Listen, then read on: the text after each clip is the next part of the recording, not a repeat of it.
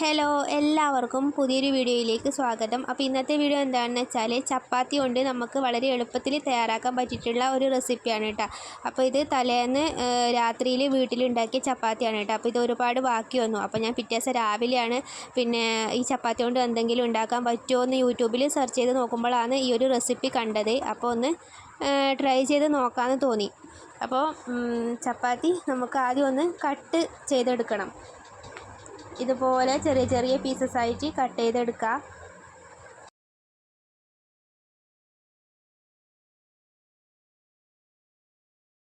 അപ്പോൾ ഇതാ ചപ്പാത്തി എല്ലാം ഇതുപോലെ കട്ട് ചെയ്തെടുത്തിട്ടുണ്ട് കേട്ടോ.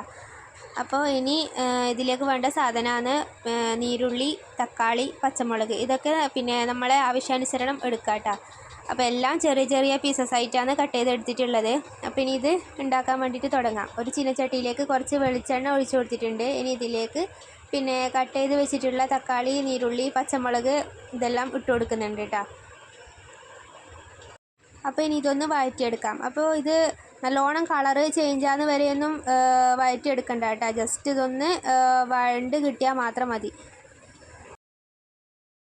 അങ്ങനെ ഇത് റെഡി ആയിട്ടുണ്ട്. ഇനി ഇതിലേക്ക് പൊടികൾ ഇട്ട് കൊടുക്കാം. കുറച്ച് മുളക് പൊടി ഇട്ട് കൊടുത്തിട്ടുണ്ട്, കുറച്ച് മഞ്ഞൾപ്പൊടി ഇട്ടിട്ടുണ്ട്, കുറച്ച് ചിക്കൻ മസാല ഇടുന്നുണ്ട് കേട്ടോ. അപ്പോൾ മുളക് പൊടിയെല്ലാം നിങ്ങളെ എരിവിനനുസരിച്ച് ഇട്ട് കൊടുത്താൽ മതി. അപ്പോൾ ഈ പൊടികളുടെ പച്ചമണം മാറുന്നത് വരെ ഒന്ന് വഴറ്റിയെടുക്കാം.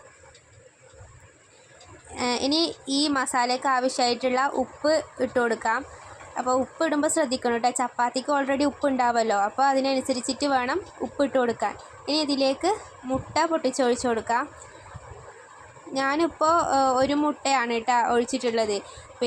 അപ്പോൾ ഇതൊന്ന് മിക്സ് ചെയ്ത് വന്നപ്പോൾ എനിക്ക് തോന്നി ഈ ചപ്പാത്തി കൂടി ഇതിലിടുമ്പോൾ ആ മിക്സ് തികഞ്ഞിട്ടെങ്കിലോ എന്ന് വിചാരിച്ചിട്ട് ഞാൻ എക്സ്ട്രാ ഒരു മുട്ട കൂടി ആഡ് ചെയ്ത് കൊടുക്കുന്നുണ്ട്. അപ്പോൾ ടോട്ടലി 2 മുട്ടയാണ് കേട്ടോ ഇതിൽ ചേർത്തിട്ടുള്ളത്.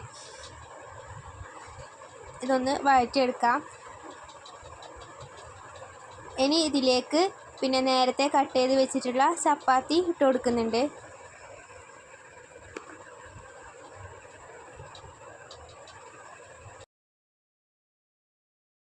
അപ്പോൾ ഇതെല്ലാം കൂടി നന്നായിട്ടൊന്ന് മിക്സ് ചെയ്തെടുക്കാം. ഈ മസാല ഈ ചപ്പാത്തിയിൽ ഫുള്ളായിട്ടൊന്ന് കവർ ചെയ്യുന്ന രീതിയിൽ മിക്സ് ചെയ്തെടുക്കാം. അപ്പോൾ ഇത് റെഡി ആയിട്ടുണ്ട് കേട്ടോ.